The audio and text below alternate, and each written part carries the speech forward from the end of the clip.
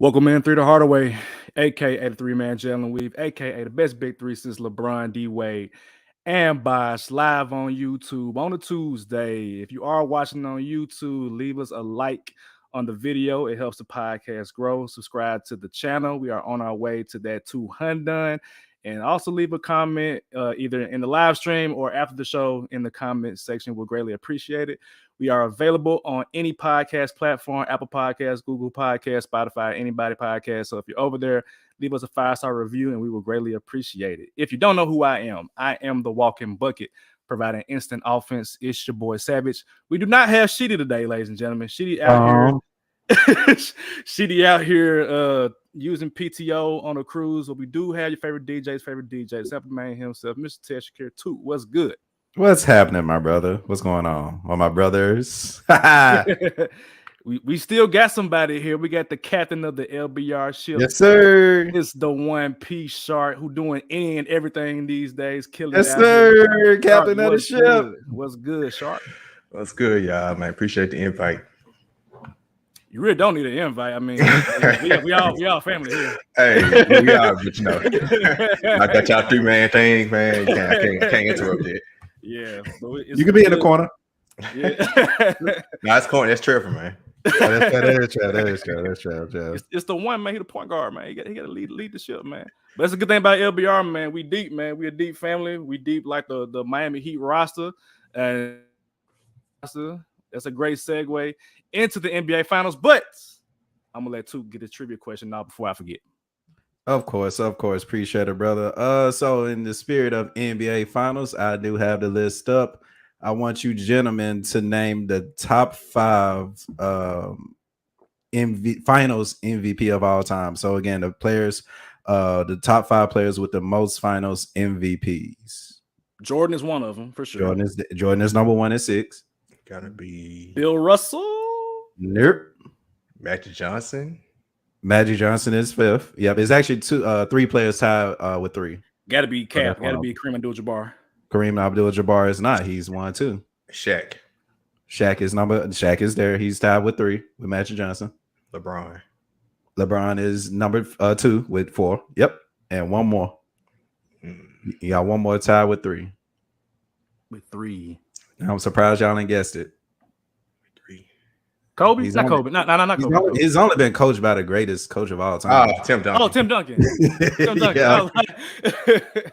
Yep. So again, Michael Jordan with 6, LeBron James with 4, Duncan, O'Neal, and Magic Johnson with 3.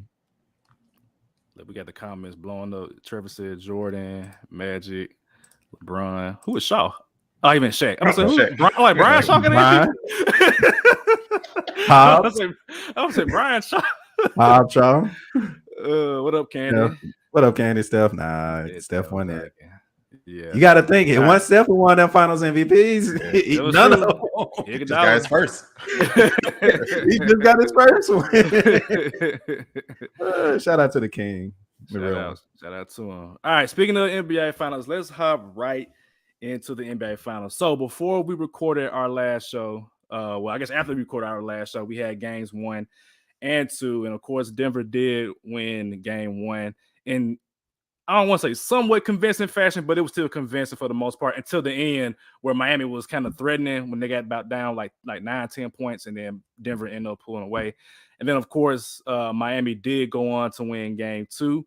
I won't say it was convincing given the situation and given how the players did play. Like Vincent had some threes, Strus was going crazy, Bam had a great final so far, and Jimmy, who finally turned it on for a little bit.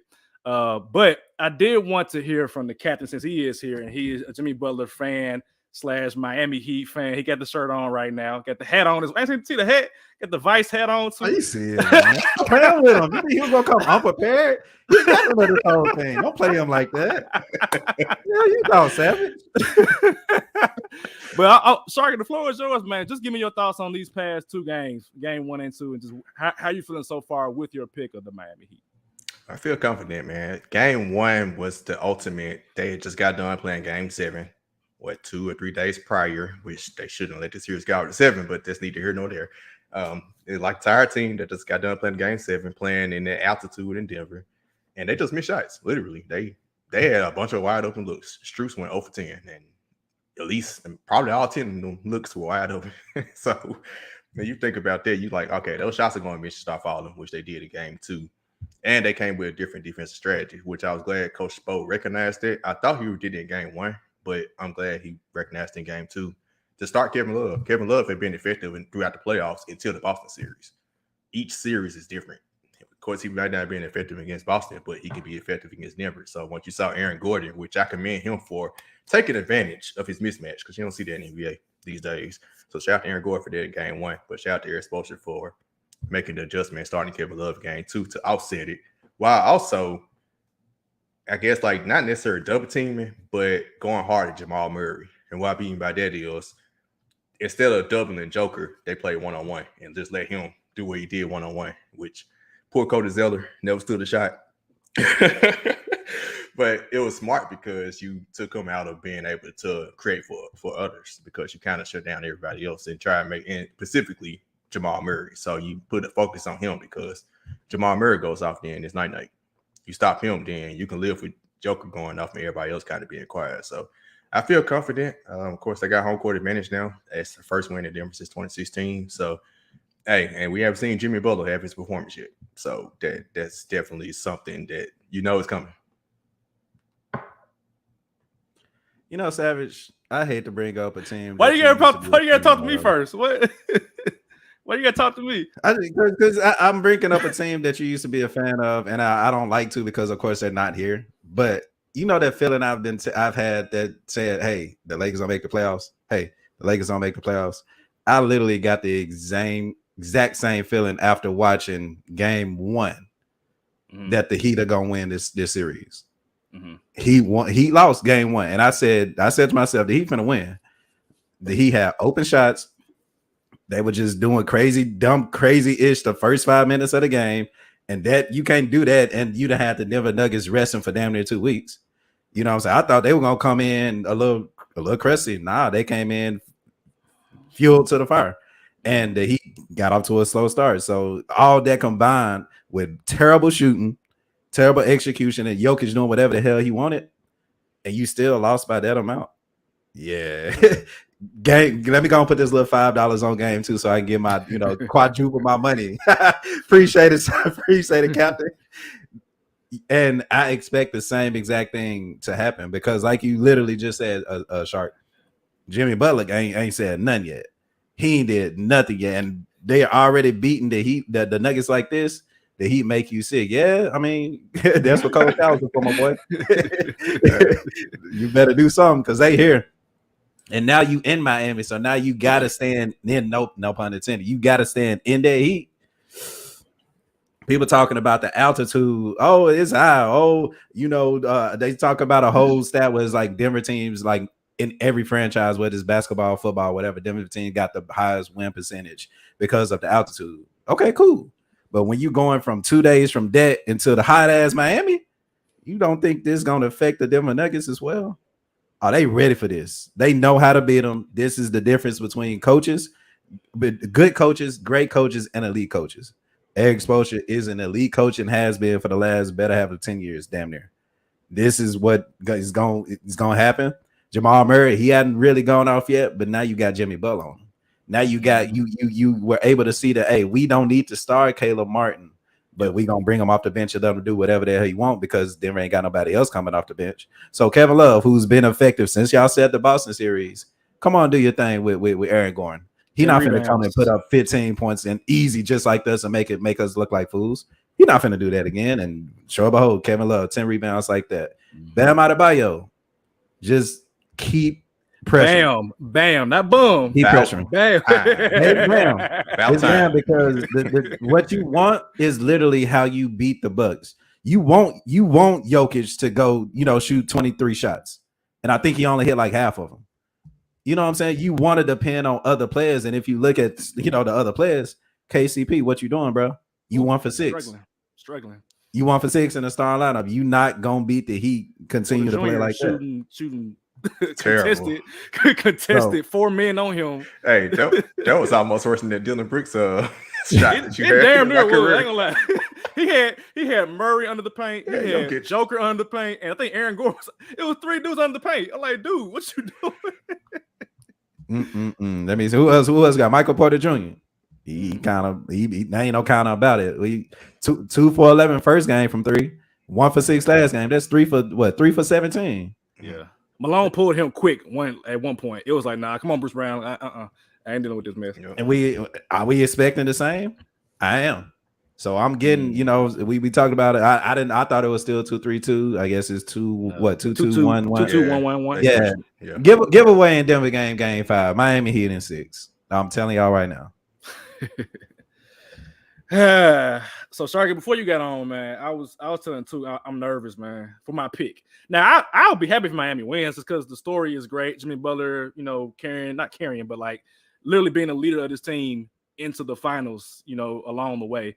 But what makes me nervous is the fact that Eric Spoelstra is, the coach of the Miami Heat, which, my fault for not forgetting that. But like, again, I thought that Denver would play like up to standard, at least in that second game as well, too.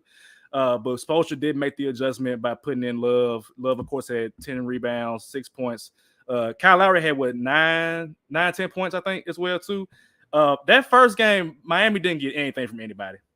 They got nothing. And then meanwhile, the Nuggets had 50-some points, not 50, but I think 30 points from Aaron Gordon and Michael Porter Jr. combined together. Then you had Joker with 27, I think, and Murray had 26. And so, like, the bench literally matched Joker and Murray at that point. The next game, Miami bench finally showed the Strus had 4 threes. Gabe Vincent had like 4 or 5 threes. And these guys, the exact same shots from game 1, just made them. They just made them now. And then we didn't even mention Duncan Robinson. Duncan Robinson had a sequence. Let me see. I wrote it down somewhere. Duncan Robinson had 9 points in the first 2 minutes of the fourth quarter by himself. They were down by 8, if I'm not mistaken, in the fourth quarter. That changed the game. And then they up by 3 at that point. That literally changed the game. Literally. And so, like, Miami's, you mentioned, too, that Denver is not deep. They're not. They really aren't that deep. And I was saying earlier on earlier episodes, I'm like, Denver got they 7 to 8 play. Really, it's 7 because Christian Brown ain't playing that much. He's playing a little bit more, but like before that, he wasn't playing that much. They got 7 players. Miami is like, hey, who want to play today? Highsmith from Wheeling, Jesuit. Hey, he needs some more time, man. He is good, man. Every time I've seen him, he's been. It was one play where he was pressing. He pressed somebody, got a steal layup. I'm like, that's exactly what you want from an NBA Finals team, man. They kind of remind me. It ain't football season. It ain't a football podcast just yet. But they kind of remind me of like the Buccaneers from like 2001 when they won the Super Bowl. Yeah. Where it's like you didn't know who the MVP was. Yeah. It was Dexter Jackson, Derrick Brooks, John Lynch. Man. You don't know who the MVP is. It can be Jimmy Butler. It can be Bam Adebayo. It can be Duncan Robinson. It can be damn Eric Spoelstra. It can be the damn mascot. Gabe Vincent.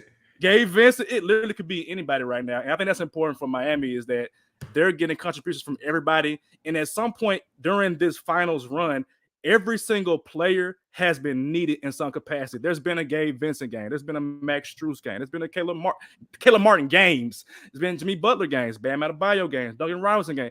Everybody literally from like 1 to like everybody but Haslam damn near has had a game, man.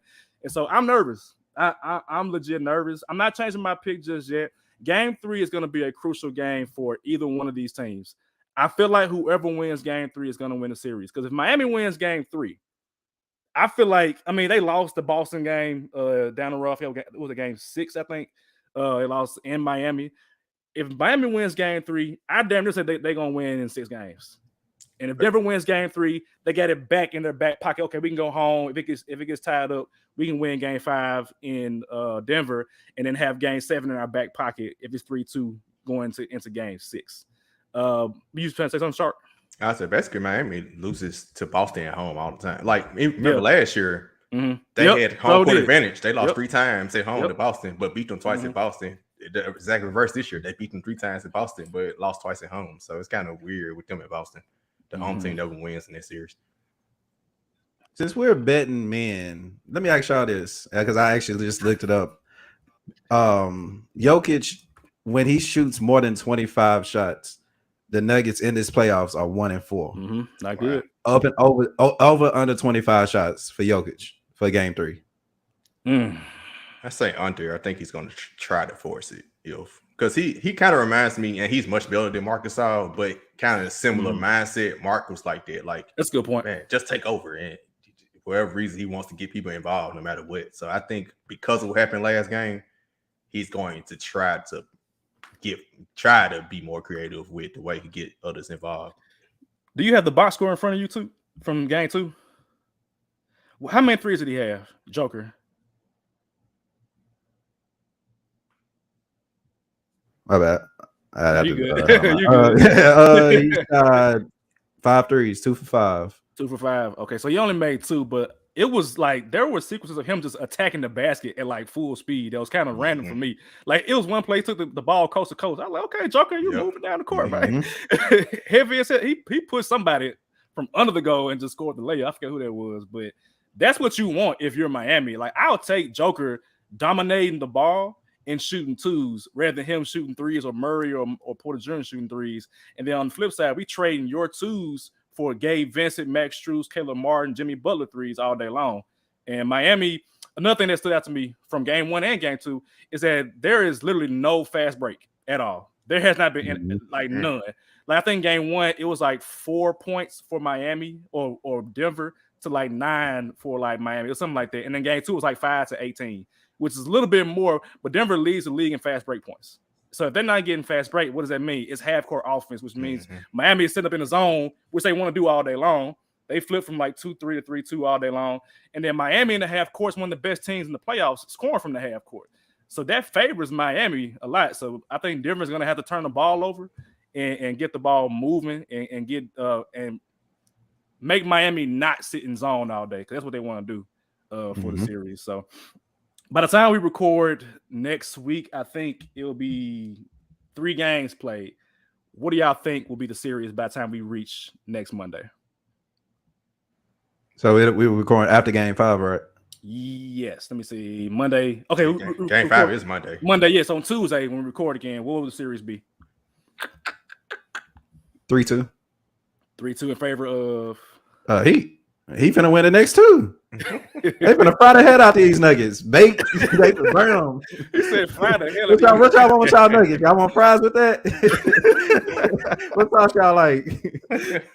Hey, she got me with the Heat in 6, so I gotta say 3-2 Miami. Although I'm leaning towards Miami winning 7, but I'm gonna say 3-2 Miami. They win in 6, so 3-2 Miami. I'm nervous, man. I said last week, my basketball mind is saying Denver. My heart is saying Miami, but like now I feel like my basketball mind has seen 2 games played.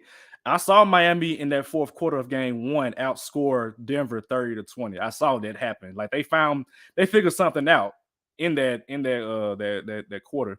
And then game 2, they were down by 8 or 9 in the fourth quarter.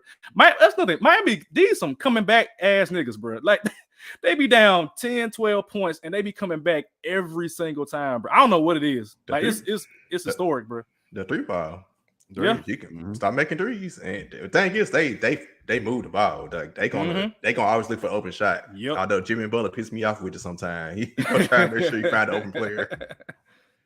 He turned it around. It was the fourth quarter of game 2 where he had 21 points, but he scored 8 in a short sequence, and they had an assist to Gabe Vincent for that 3. So he accounted for 11 points in that quarter. So he did turn to be aggressive, and he kind of reminds me of AD in that if AD is rebounding, then I know he's engaged with the game. If Jimmy is shooting the ball, I know he's engaged with the game, because I can't have you shoot 10, 12 shots. I need you to get at least 19, 20 up, just because you are that important to the team.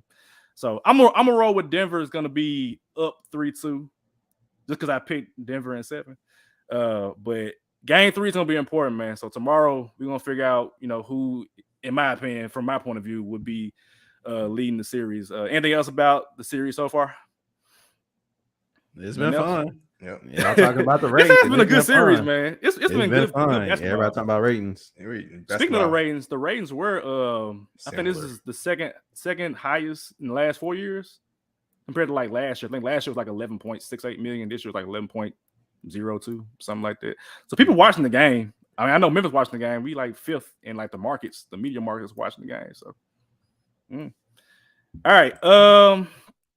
Let's talk about the news that Shams broke earlier about Kyrie Irving is reaching out to LeBron James. We know that Kyrie been at Lakers games in the playoffs, dapping up LeBron, sitting courtside.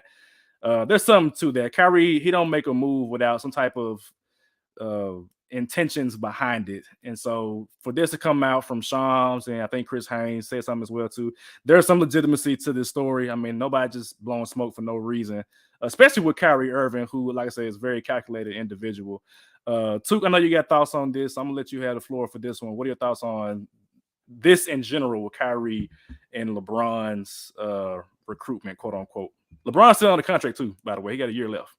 And then a player option in 2024, 25. What I think is that ain't no way in hell that you're about to get LeBron James without giving up Luka Doncic. You got to think of who's calling the shots out there in Dallas. That guy's Mark Cuban, y'all. And if Kyrie, not Luka, not anybody else, Kyrie, who is a free agent, by the way, is recruiting LeBron James to come out there, then that means it's where there's smoke, there's fire. And if I'm the Lakers, I'm demanding Luka. I'm not making this happen. But my brain started going like, damn, this perfect. It's honestly perfect for both teams. You get a 2-year rental for LeBron James to compete for a championship with Kyrie Irving, and the Lakers get their star for the next 6, 7, 8, 9, 10 years. Savage, I ask you this. What's the one thing you don't like about LeBron in a Lakers uniform? You say because he ain't got that killer instinct, right? Nah, I actually don't like because he controlled the front office, which is, I think, what this is right here. He's trying to have some leverage played to get what he wants again. But yeah, if you want what you should want at this point, LeBron and Kyrie is to figure out what you want to do after basketball. You know what I'm saying? What we're saying, and is what I had to come to realization is the players that we grew up, that we grew up to, their time is damn near ending. So after basketball, what do you want to do with the next CBA? I feel like it's Gilbert Arenas podcast. They were talking about it, and shout out to Gilbert Arenas podcast. More news on that one. But they were talking about how in the future, if like these big contracts with the CBA, players won't be able to have super teams or nothing, but super teams again make the NBA. So what they were going to do is probably throw out a percentage of the team, whatever, equity in the team. I would like to do that with Mark Cuban. He's a billionaire. He's more, I guess, quote unquote, hip with more hip than all these other owners. And I can be able to connect with him. And I'm Kyrie Irving. I ain't got a shoe, a sneaker. So a deal with Nike. So it's like Mark Cuban. He can invest into Kyrie Irving's shoe still. Like it's different things outside of the basketball that I think will come into effect if you're not on the Los Angeles Lakers team. And I think with Kyrie recruiting LeBron, where there's smoke, there's fire. I would love to see it happen. Will they win a championship? Yeah. You know what I'm saying? But at the end of the day, Dallas should be used to mediocrity because you got Jerry Jones out there putting out mediocre right across the city. And, they're going to win a championship next year, according to Dallas fans. You get them on the Mavericks, you get them on the same wave, and he learned from the best. So, hey, Mark Cuban, I think this is going to be more on Mark Cuban than anything. But LeBron, if you want to continue your legacy outside of basketball, I think getting outside of LA will be the best. And I think Mark Cuban will be the perfect person to do it with Kyrie Irving. Can't say it's I don't Cowboys. No, I mean, it's the truth. You can get the Cowboy fans saying they're gonna win every year. You can get Mavericks fans saying no matter who you put on the court. You can't put the Cowboys and LeBron in the same city. I don't think he's even a Cowboys fan anymore. He's the biggest Cowboy fan, actually. I think he stopped being a Cowboys fan because of Jerry Jones. I think he's full-time Cleveland Browns fan. LeBron James own the Cowboys thing. There's just so many ways this could go, but I just, like I said, my crazy mind just got to thinking like this. It'll be perfect. From my point of view, there is no way you're gonna get LeBron, like financially, you're gonna get LeBron, Luka, and Kyrie on the same team, and talking about Draymond. 'Cause I know Bill Simmons said something about that a couple months ago, where he was assuming that LeBron's gonna make his way to Dallas with Draymond. And no, that's not possible. If Mark Cuban throws them a percent of the team, for the next 2 to 3 years. I can't see that. You got to give up Luka then. You got to give up Luka. And it's like, if you're a Dallas Mavericks fan, if I'm giving up Luka, we literally have somebody that can be the best player in the NBA, and we're going to give him up for 2 years of old ass LeBron. Shout out to Ja and Jaren Jackson Jr. Like, didn't he just say he didn't want to be there too, Luka? Now, I will say this. Come on, well, that's and I said it in the group chat. I was like, Luka is not going to end his career at the Dallas Mavericks, and I think he's going to be gone sooner rather than later. However, what the hell does the Lakers have aside from LeBron that I want? I mean, AD, I guess. He 30 years old. He getting up there in age. LeBron not going to be there too long. Unless you can guarantee me that I would win a ring with LeBron. You gonna disrespect Austin Reeves like that. We ain't flying, bro. We ain't starting that. Lakers not. See, Sharky, you ain't hear enough with Three to Hardaway. They try to get me to go off and curse. I'm not gonna do that though. I'm not doing that on this podcast. We got company here too. I ain't doing it. Anyway, company. I ain't doing it. Nah, I ain't doing it. I'm being respectful today. Anyway, yeah, you're gonna have to give off Luka. Now, I do think Luka is gonna be gone at some point. I personally, if I'm trading Luka, I'm not getting LeBron James. Or not just LeBron. LeBron's old. Yeah, we saw this in the playoffs. He is Father Time. It's a war against LeBron James, but Father Time, he coming back right now. He down 2 against LeBron. He was down by 10 at one point. He down 2 now. He coming. He undefeated, man. I'm telling y'all. So they're going to overtime. They're going to overtime. They're going to overtime. And Father Time literally got unlimited stamina right now. Unlimited stamina. He got all the boosts, all the shooting boosts, the dunking, the defensive boosts. He not gonna lose, bro. I'm telling you, at some point, LeBron James is going to be out of there. So again, if I'm Dallas, I'm not trading Luka for LeBron James. I don't know what I would trade Luka for, but no.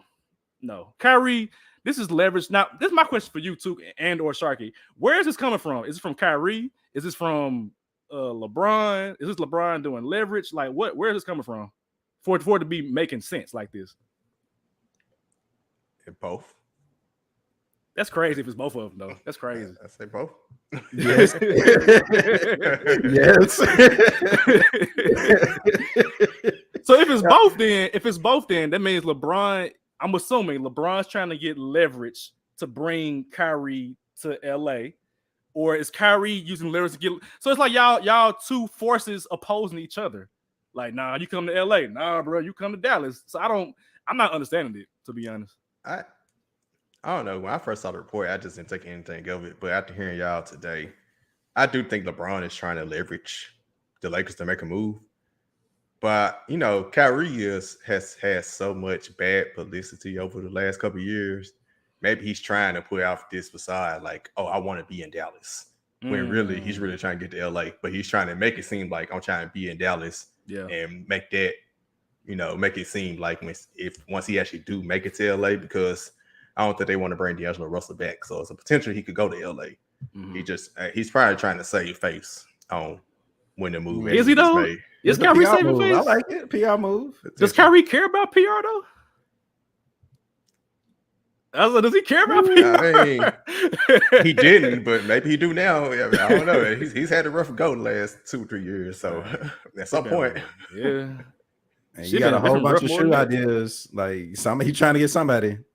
That's Adidas just took Kanye back. They did. I missed that then. Nah, they took him back. Yeah, you got all these shoes. You can't sell them without Kanye signature. I thought I saw Kyrie was doing something. I don't know if it was Puma or Adidas. I can't remember which one it was supposed to be. I think it was Adidas. They said they're talking about doing something with Kyrie, which he had the best basketball shoe before Jaws came out. But yeah, I can't. I don't know. It's just confusing. This Kyrie Irving. Before the first episode of this podcast, we talked about the Nets and just their overall story of just drama happening. And of course, Kevin Durant. I mean, he brought drama with him to Phoenix with getting another coach fired, and then all that's going to happen with them. And then of course, Kyrie with this situation. To end it right here, where is Kyrie signing? Like, what happens with him? Is he going to sign a long-term deal with Dallas? Hell no. Or is it like a 1 year? Because he wants his money. We've been saying LA for the last 2 years. You know what I'm saying? What money? How they going to sign him? Take the hours. Well, you're right, because the new CBA keeps saying like, this summer, right? Yeah. Unless you're trading AD, because AD, I saw a report that said he talking about he don't want to be there. So the Lakers got a choice. Are they gonna give in to LeBron and let go of Rui and Austin Reeves to bring in Kyrie? Because they probably going to let both of them go to get him. Yeah. Or do they say, no, LeBron, we're not about to do that. We resign to both of them. And the crazy thing is, like, the Lakers fans should be tired of having to go through this for LeBron, right? Hello. That's why I'm not saying right. Hello. Tired of this mess, man. Okay. I get it now. I told y'all, check in with me once LeBron is gone. Not retired, when he gone. Because I enjoyed when it was like Lonzo, Julius Randle, Brandon Ingram, and we see literally all of them are all-star caliber stuff for Lonzo, obviously. But Lonzo, when he's healthy, plays well. Randle is rough, but he's an all NBA player based on the stats. Ingram is an elite scorer. Josh Hart is an elite role player. These players go on to be good, man. Kyle Kuzma is a 20 and 10 player. Jordan Clarkson, 6 man of the year. So it's you had all these players here, and LeBron said, "Get them all out of here." You could have had literally an all-star team if you stay and develop with them, but that's why LeBron. That's why I'm not a Lakers fan right now, ladies and gentlemen. I just can't do it. I can't do it. So, all right, let's hear a word from our sponsor at BetStamp. This episode of 3 to Hardaway is brought to you by the BetStamp app. BetStamp is helping thousands of people win at sports betting for free. The same way travelers use Google Flights or Expedia to find the best prices, sports bettors can now use BetStamp to do the same. When you place a bet, the odds given by a sportsbook will determine how much you can possibly win. Even when betting on the same outcome, different sportsbooks will offer varying payouts, and these differences can be huge. Thankfully, BetStamp allows you to easily line shop for the most profitable odds across all sportsbooks. You can click on any matchup and instantly see all the different odds for games lines, player props, and even future bets. Line shopping is the simplest way to find an edge in sports betting and maximize your chances of winning long term. On average, BetStamp users win an extra $1,000 yearly just by line shopping. You can find the BetStamp app on the Apple Store, Google Play Store, or through your browser at www.betstamp.app. To access all these benefits, sign up using promo code LBR. That's LBR, and start your journey to sports betting today. If you forget to use the code upon sign up, you can always enter our code in your BetStamp account settings afterwards. BetStamp. Bet like a pro. All right, so the FIBA World Cup USA roster, they're slowly releasing the names as to the players who are going to be playing and representing the United States of America. I wanted to point this out because I know I saw Jaren Jackson Jr. on the roster. So shout out to Jaren. Shout out to the hometown team. I'm excited for him because we could see him develop. There's a long track record of players who go on to represent their country. And Shark got the bobblehead on the screen right there. Mine is somewhere over there. But we got a long track record of players who go play for their country. One, they get better as players. They develop their game playing a different game in the European style of basketball. But two, you also get to reform those relationships with other players when recruitment season happens. Hey, come play with my team. We just need that one more piece. You'd be a good addition to the team. So right now there are 8 players that are listed. The USA organization still needs to get 4 more players, but right now as it stands, they do have Mikal Bridges, hopefully future Grizzly at some point, maybe not this year, but next year. Mikal Bridges, Jalen Brunson, Ant-Man, Tyrese Halliburton, Brandon Ingram, Jaren Jackson Jr., Bobby Portis, and the aforementioned Austin Reeves that Tuke talked about earlier. So they do need to get 4 more players on the roster. I want to ask you guys, based on the roster they have right now as constructed, who else do they need, or who would you like to see? What kind of player you want to see with this team? And do you think that they can compete? Not compete, but they're going to compete regardless. But is there a problem in terms of can they get slipped up by Canada or somebody else along the way? Can you repeat the names again? I'll go through it again. Mikal Bridges from the Nets, Jalen Brunson from the Knicks, Anthony Edwards from the Timberwolves, Halliburton from the Pacers, B.I. from the Pelicans, Triple J, Bobby Portis from the Bucks, and Austin Reeves from the Lakers. Let's give me like a Trae Young. We need some more shooting. Absolutely. And if none of the older guys are going to do it, Trae Young, the first one that comes to my mind. Mm-hmm. Probably some more wings. If you can get Jason Tatum with Jaylen Brown. Yeah. Give me another wing in there. And we need 4 players total. Yeah, 4. Probably a big man. Yeah, I would say both of them, Jaylen Brown, Jason Tatum, Trae Young, and you need an older point guard. Boosie Young, big man. I don't think any older players, because normally older players don't play in the actual FIFA. They play in the Olympics. Okay. Yeah, they actually play in the Olympics. Okay. Bam going to. Now, is he classified? Bam not American, unfortunately. I know, that's why I said, did he classify as Nigerian or something? Yeah, I think Nigerian, yeah. Embiid over there. All the big men are. Funny you said that. I was like Joker, Embiid, Cat. You only got Cat. You only got DeAndre. All them like overseas players. So it's like, and Cat's no big. He's not true. You know, we talking about big man. We talking about him. Miles Turner, I guess. So again, I asked, which is what I asked on Let's Be Real podcast a few years ago in the Olympics. Who's the best American big? You did ask that. Like when JaVale McGee was the center for the Olympics, and people made all kind of issue. I'm like, who else we got? And if you look at what JaVale McGee do, he's one of the best at what he does. And you know, things he made it happen. Hey, give me Nick Claxton. Nick Claxton, Mobley, Evan Mobley. Evan Mobley, Claxton. Jared Allen. Jared Allen. Yeah, Jared Allen. Yeah, that's what I'm talking about there. Uh-huh. You got some. Yeah, they could throw some in there. Mm-hmm. I say get Dwight Howard. No. He can play with Taiwan. He Taiwanese now. He be claiming that joint too.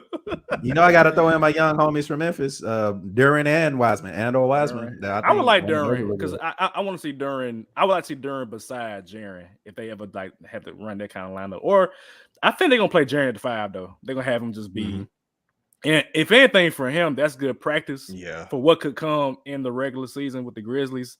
It's a different game, of course, but I think the European game is evolving to be more like the American game anyway. Well, vice versa, I mean. So that'll help him. But I think they're just looking for like some shot blockers with the FIBA rules. You can smack it off the rim. Yeah. And just be really, he might get more blocks, to be honest. Jaren about to have fun. I guess Evan Mobley is a really good one. Mm-hmm. I'd like to see him because you get him and Jaren together. I would love to see that. Yes, that'd be good. That'd be really good. They don't have any other. Let me see. They have another like point guard. They got Tyrese Halliburton, Brunson. I guess Brunson not really a point guard for me. Did they not ask Desmond Bain? No, he got toe surgery. Remember? That's right. That's right. And of course, it ain't Ja because Ja is, you know, which he would have been, but hopefully Ja can do the Olympics. Yeah. Stay out of trouble, my guy. Stay out of trouble. And y'all say you think we weren't gonna watch FIBA? We already was gonna watch, but we like, hey. Go ahead, Shark. I was saying, speaking of FIBA, shout out to Jimmy Butler because when I think of FIBA, I think about that year he led the crew singing 1,000 Miles on airplane. They showed Melo's face expression. Carmelo, go get Melo. Shit, go get Melo in there. Melo thinking the phone's bad in the mud. Like, I know y'all not. Who was that? DeMar DeRozan was there. Yeah, Kyrie was singing it too. Kyrie, yeah, they gotta bring that back, man. I hate that Ja can't make it, but hey, it is what it is, man. When does that start? The World Cup? Late July, early August. But it is this year though. Mm-hmm. Yeah. Okay. Well, hold on. Is it 2023? Yeah, because it's the year before the Olympics. I don't know. Are they? Because COVID pushed the Olympics back. So is the Olympics going to get back on track next year? I think it is back on track. Yeah, it's going to be back on track because they had the Olympics like in the fall or like the winter, whatever it was. It was like a weird. No, that's the World Cup I'm thinking about. But it's just stuff was thrown off. Yeah, COVID threw everything off. Can't say it's going to be in August. Okay, cool. That's good then. Well, I'm looking forward to that, man. I get to watch some more basketball. I got to see Jaren grow just from a personal perspective. I want to continue to see him grow and do well. But like I said, get Melo out there, man. He ain't doing nothing. Just have him be on the bench for emotional support. All right. But I have Melo, the Giannis Haslam of Team USA. Bro. Yes. Let him be Captain America again, bro. Cap had an appearance at the end of the movie, bro. He was old, but you know, he did. Let the man show up, bro. Oh, Speaking my of, goodness. we got a black Captain America now, anyway. True. Shout out to Sam. All right, Suns hired Frank Vogel. It was talked about a little bit on LBR. Was that last week, y'all, or recently? But yeah, Suns hired Frank Vogel. I personally like this hiring because I felt like he got scapegoated with the Lakers. Again, LeBron's in control of any and everything. I don't know how. I mean, I know that Coach Bud got fired and won the NBA championship. I know that Frank Vogel he won the NBA championship. He got fired. But I feel like Vogel wasn't even allowed the opportunity to grow with the roster. On top of that, they didn't really give him much to work with. They got rid of Caruso after the fact. They got rid of Kyle Kuzma after the fact. And they just brought in some pieces that didn't really fit, the mold of where Frank Vogel can shine best, and that's on defense. Caruso, he evolved into that player under Frank Vogel. Kyle Kuzma evolved into a spot-up shooter under Frank Vogel. And, of course, LeBron, too. I mean, I'm not going to say Frank Vogel did everything. LeBron played some part in there as well, too. But Frank Vogel, I've always liked him. I liked him in Indiana when he had Paul George and Danny Granger, Lance Stevenson. So we've seen him with a young roster and perform well. We know the man can coach. He helped Paul George become who he is today. We saw him get hired by the Lakers and then immediately win an NBA championship. Granted, you had LeBron, you had AD, and AD was playing out of his mind in the bubble. But Frank Vogel still played a part in developing the defensive identity of the Lakers at that time. And so for the Suns, they did lose a lot of the players. They lost Chris Paul. They lost Ayton because he chose not to play. But the Suns, I think they are okay on offense. You got Devin Booker, you got Kevin Durant, you got two of the best scorers in the NBA right now. They just need help on defense. He did come out and say that he wants to get DeAndre Ayton, I don't know if he said back to being a good defensive player or develop him defensively. I feel like Frank Vogel is going to help in some capacity for the Suns to grow as a defensive team. So offensively, they're going to be great regardless. I'm not worried about offense. Chris Paul will be back next year. Ayton, I'm assuming is going to be back next year. And if not, the GM will flip Ayton to some kind of, contributors on the team. But I like Frank Vogel's hiring. What y'all thinking about it? I think for me, it was like that's kind of why I thought about him becoming the coach when just straight up like Phoenix Suns offense they good. They straight. You know what I'm saying? But defensively, they look whack, you know what I'm saying, when they were going against the Nuggets. So I think if you can find a coach that can come in and coach their defense up, bring in some players to fill those roles. Like even, the role players defensively, they want to engage in playing. So I think that if you can come in and, bring in a Frank Vogel who, like you said, turned the Lakers up defensively, you can be, going against the Nuggets again and maybe win more than 2 games. You know what I'm saying? But like I said, you got Kevin Durant, you got Devin Booker. Offensively, you good. Just find out how to stop whoever you're going against. So, and I think Frank Vogel helped do that. Yeah, I like the hiring. I pretty much agree with Tuke asking that question on y'all last time. The guys that think so, they thought LeBron controlled everything in LA. Coaching, you have to get coached at some point. And Frank Vogel is a pretty good coach, man. He, like you said, Savage, he got scapegoated. He definitely got scapegoated. So I did believe he deserved another shot somewhere. I'm glad he's getting in Phoenix. I can see Phoenix getting better, but I about to say they didn't get rid of DeAndre Ayton, but part of his problem was with Monty Williams. So maybe he might be have a different mindset with a new coach. So we'll see how that goes. But NBA and firing these coaches is crazy right now. I think what's happening right now with coaches, and I didn't even mention Monty Williams getting hired by Detroit, which is also, I mean, I'm a fan of that because let him go to a young team. Playoff Pistons, baby. Low expectations. Highest paid. They pay him a lot of money, like guaranteed, like, hey, come coach these boys up. And he got the pieces. He got, Cade Cunningham, got Jaden Ivey, got Duran, Wiseman potentially. Bogdanovich is still there, so they got some pieces. But Shark, you mentioned with the coaches being fired so quickly, I feel like what's happening right now is we're going through a transitional. It's kind of like how can I describe it? It's like getting rid of like a cohort of like a class. They graduate and you're bringing in fresh blood. It's like a TV show. Like, all right, these characters too old, bring in new characters. You know, let's just switch it up. And so like Doc Rivers ain't been hired, ladies and gentlemen. Like I think it's over. I think it's over for him. I think it's passing by.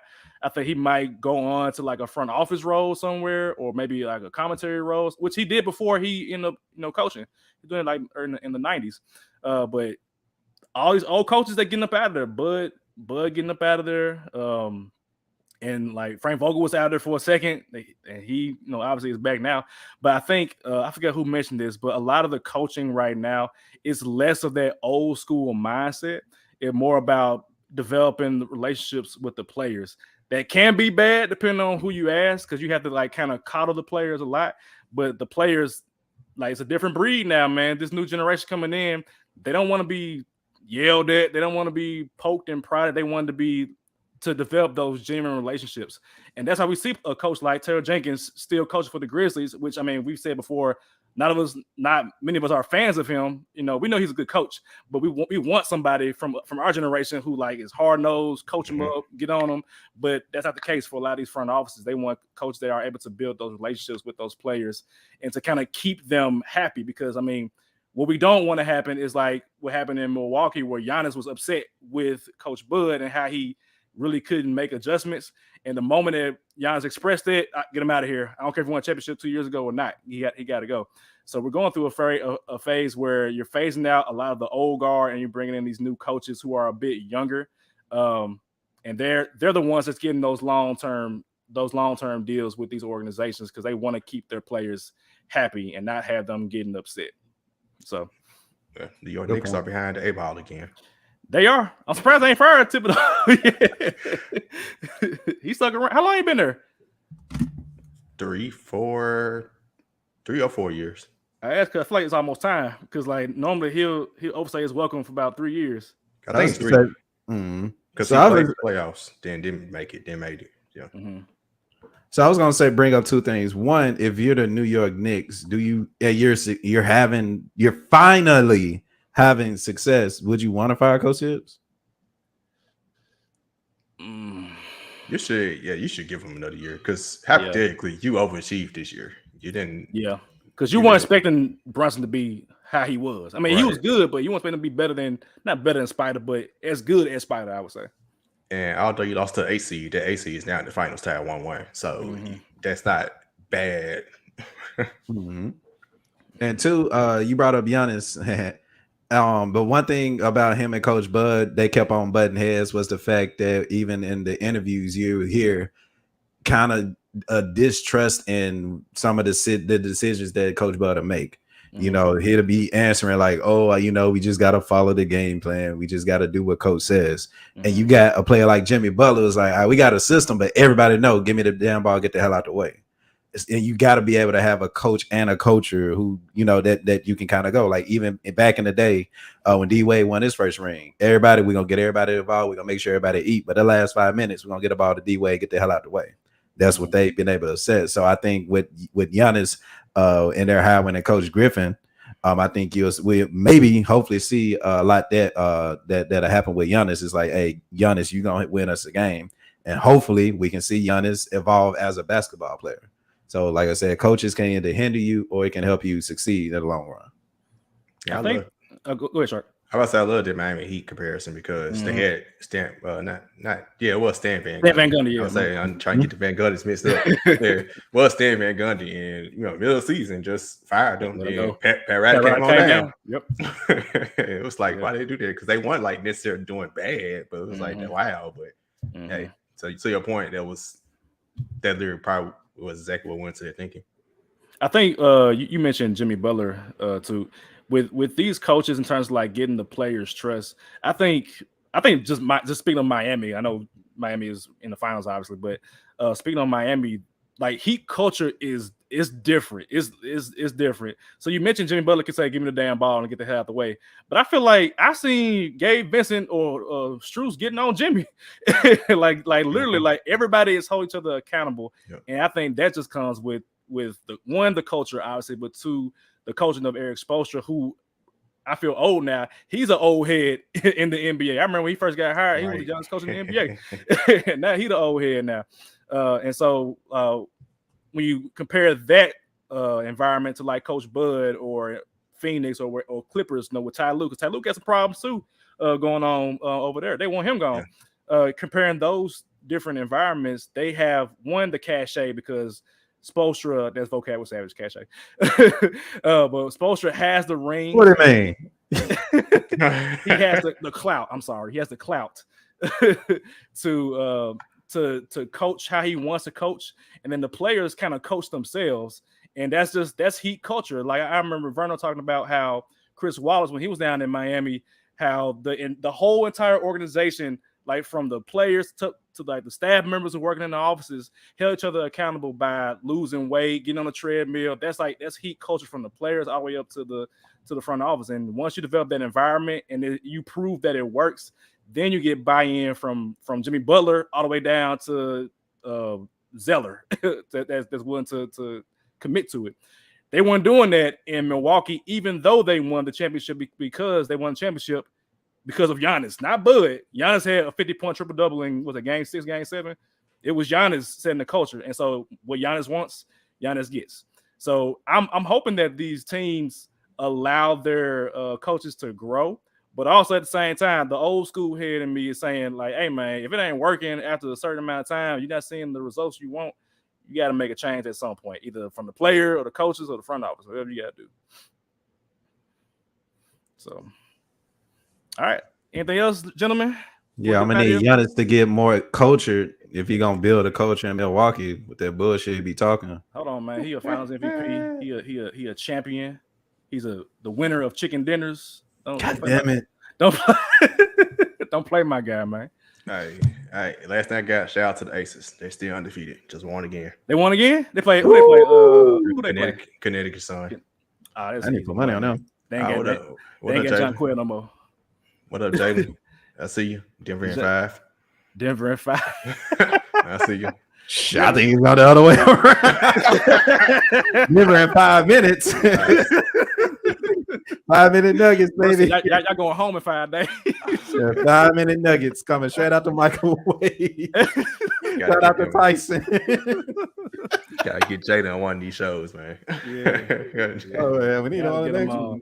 Y'all be all right, Jalen. I'm still rocking with y'all, Jalen, man. I think Denver gotta win Game 3 in order for the series to get back on track. But if they don't win Game 3, I might be singing a different tune come next Tuesday, man. They got to win Game 3 for his prediction to come true. Well, you heard it, Jalen. You got to figure it out, man. You got to figure it out. Speaking of, I'm gonna end it right here. Mike Malone, he got to calm down, man. He a little too intense for me, man. Like it was okay in the Lakers series when he was like upset about the media.